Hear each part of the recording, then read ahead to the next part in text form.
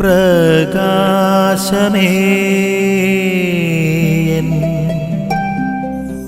മിഴി തുറക്കുക വേഗം.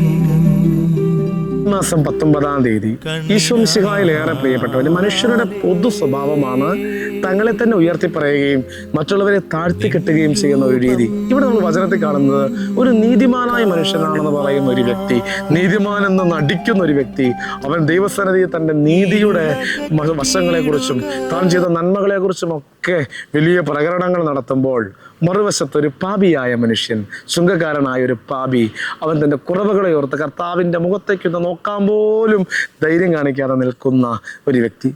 ഈ ചുങ്കക്കാരനായവൻ, ഈ പാപിയായവൻ, അവൻ കൂടുതൽ നീതീകരിക്കപ്പെടുകയാണ് ജീവിതത്തിൽ.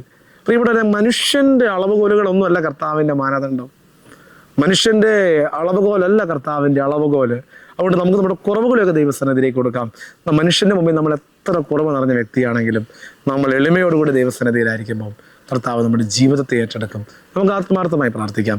എളിമയോടെ പ്രാർത്ഥിക്കാനുള്ള കൃപ ഞങ്ങൾക്ക് നൽകണമേ എന്ന്. ആമേൻ.